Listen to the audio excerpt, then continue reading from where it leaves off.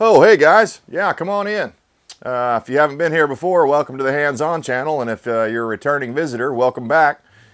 Today we're going to talk about some stuff that I think is pretty important, and it's maybe, it's pretty evident in the news right now, if you follow the news at all, that we've got a lot of tension going on, a lot of tension building up and stuff. And I wanted to go over a couple of things, like the most likely SHTF scenario or event that's the most likely thing to happen, and and how to prepare for that, because each different thing, I'm sure, as you guys know, if you're into prepping at all, that that the way you might prep for a hurricane or a tornado is there's some overlap there, but you can also kind of fine-tune your prepping to certain scenarios. But these two are very similar, so there's a lot of overlap on the way that you would prepare for these things. But let's get right into it. The first thing I want to talk about is a grid down situation, a power grid completely failing. I think that's a pretty highly likely thing, a lot more likely than, aliens coming back and enslaving all of us and stuff like that. So I think that sometimes the prepper community gets so spread out and thin and stuff, and going on these different tangents or different directions, that they kind of lose sight of the objective, and they're prepping for these unrealistic things in a lot of cases. And if you don't believe me, go watch the show Doomsday Preppers and give that a few, watch a season or two of that, and you'll know exactly what I'm talking about. There's some people out there with some pretty crazy ideas, and they give the rest of us, normal people, normal preppers that are trying to, just survive if something bad happens, they give us a bad name. But, first of all, what could bring the grid down? Well, we've got a couple of different possibilities. You could have a solar flare, which would be, the sun shooting off a big wave of energy or radiation or whatever the heck it is.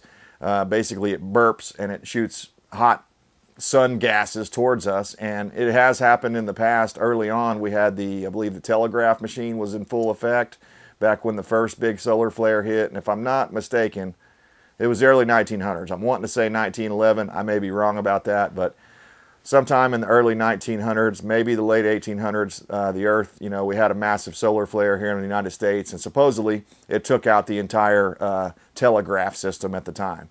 And so because of that, and because our power lines they operate a lot of the same ways. If you look around, almost all of our power lines, at least in the state that I'm from and most other states that I've visited, they're coming in on these big high transmission wires that are up above the ground. And I'm not sure if that has anything to do with it or not.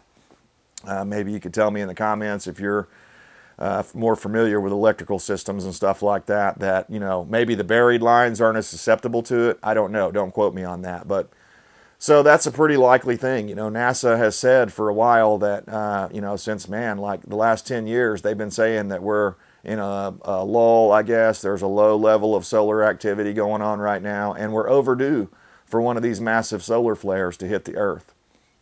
Now, I don't think it's going to, light the ground on fire and stuff like that. And honestly, I don't believe that it will actually affect your vehicles and stuff like that, or your electronic devices. I don't think they're going to be affected by a solar flare. I kind of prepare, when I'm thinking along the lines of solar flare, I kind of just roll EMP into it, and I figure that if I'm kind of protected from EMP, then it should cover the majority of the solar flare stuff. Well, what's the first thing that's going to happen if a solar flare hits the Earth or an EMP? Well, or hits, the United States in particular.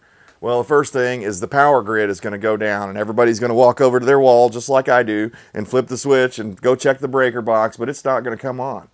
And it's going to be such a crippling blow, either with a flare or an EMP, but probably an EMP would be worse, that it could be weeks or months or maybe even years before the power grid is restored. So, how do you prepare for that? Because a lot of America's enemies, Russia, China, they're capable and have been for quite a long while of detonating a nuke high up in the atmosphere, powerful enough. And I don't know if they're engineered to be EMP devices. I don't know exactly. I don't understand all that stuff. I'm not a nuclear physicist or a scientist or anything like that. But what I do know is they can detonate a nuke up in the atmosphere And rather than the shock wave coming out and destroying all the buildings and all that stuff, it destroys the power grid. And supposedly, the things that I've been reading, they claim that they have a big enough nuclear missile in Russia that they could detonate one over the center of the United States and it would wipe us out almost entirely.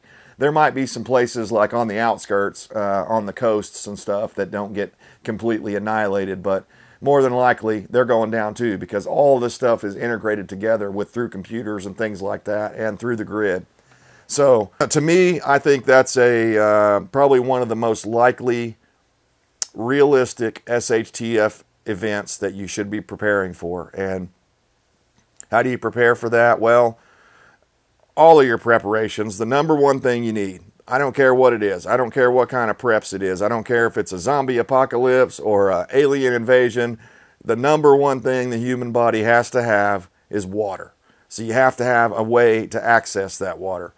Like here, we're on a well. So, and I've never tested this in actuality. I've only theorized and heard people talking about this. But, you know, I don't have a transfer switch. I do have a generator that I can hook up and run, hopefully, my well. But I don't know if the best way to do that without a transfer switch would be to backfeed power in. I've heard people say you can use the dryer.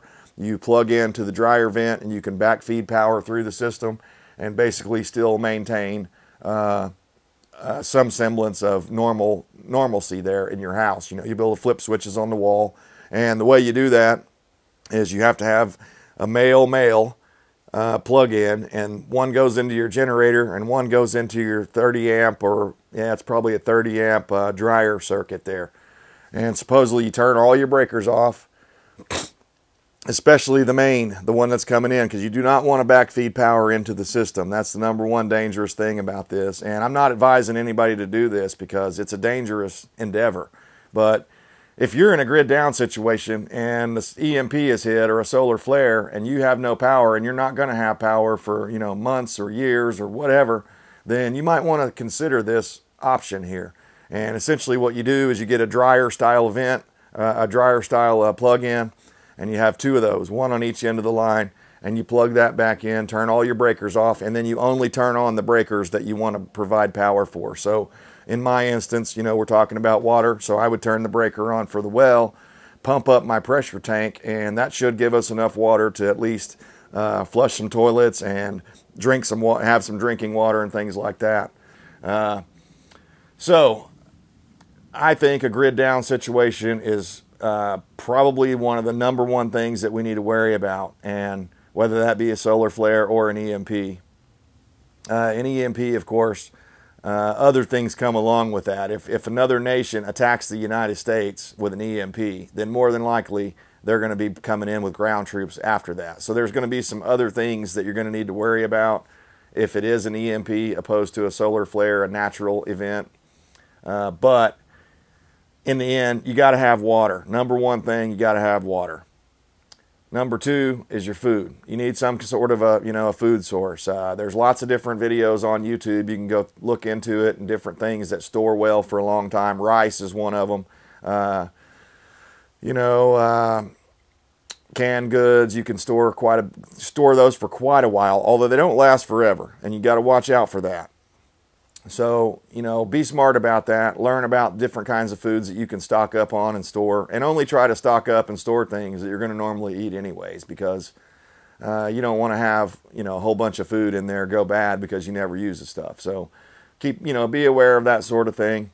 Water number one, food number two, and shelter is the way I would put it in order. You know, so that's your number one thing to survive. You got to have those things.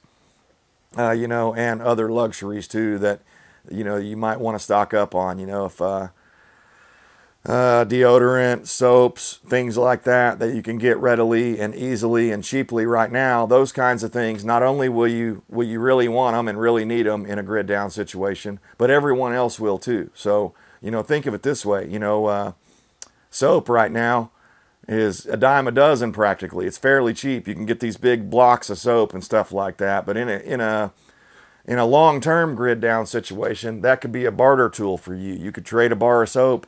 Everybody always thinks of it like you got to have all this gold and silver and stuff like that. Well, there may be an instance or a time period where gold and silver doesn't really hold a lot of value either, because you can't eat it, you can't drink it, you can't really buy anything with it because the entire grid's shut down, other than bartering with other people, which is, I guess, what the intention is. But knowing what the value of that gold is on a daily basis is going to be almost impossible. So I think you're smarter off bartering with things that are everyday items now, but will be scarce come, a bad situation like that. I think soap is one of them.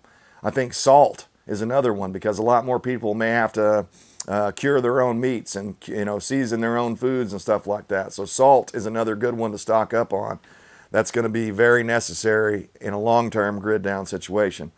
So, just think outside the box a little bit on some of this stuff, and you'll go a long ways. You'll be able to feel like you're stocking up, and you'll be able to see, okay, look, I got, a whole cabinet full of soap there. If this guy's right, then I'll be able to trade that, or if nothing else, I'll be able to stay clean. And that's an important thing. Hygiene is very important, and we take it for granted right now. But when you go, I know this personally because I go and spend time off grid and stuff like that. And, it might be 2 or 3 days before I can get a shower. And after that second or third day, not only do you stink and you don't even want to be around your own self, but you start, you can get rashes, you start getting sticky, your skin starts sticking together. So that hygiene is going to be critical. You got to keep that up even when things are at the worst. Another thing to consider is, are the clothes that you have right now durable enough to, wear for 2 weeks straight without having, without being able to wash them? Are they strong enough to go out and, and get down in the dirt and cut firewood and do the things that you need to do to keep your family alive during a grid down scenario? So your clothes are going to be very important. The military used to have a saying about how important socks were, and I remember this from one of the Vietnam movies. I don't remember which one, but you don't want to get jungle rot. So, go ahead. If you've got the means to do it, buy about 4 or 5 extra packs of socks next time you go, and don't even open them. Just leave them brand new in your drawer in there, and then if a SHTF event happens, you'll have those brand new socks to either change out, wear them until you can't stand to wear them anymore, and throw them away or wash them, or possibly even barter. That's another item that, if other people didn't think of that, you'll be able to barter with that sort of thing. Of course, gold, silver, and lead are going to be very important. So hopefully you guys smell what I'm stepping in there. Plenty of lead on hand. Okay, let's get on to the next thing here. I kind of went over solar flare. I think the electronics in a solar flare situation will still work for the most part. In an EMP, your car ain't going to start. The gas pump down the road is not going to work anymore. The electronics in your computer and your smartphone devices and all that stuff, none of that crap's going to work anymore.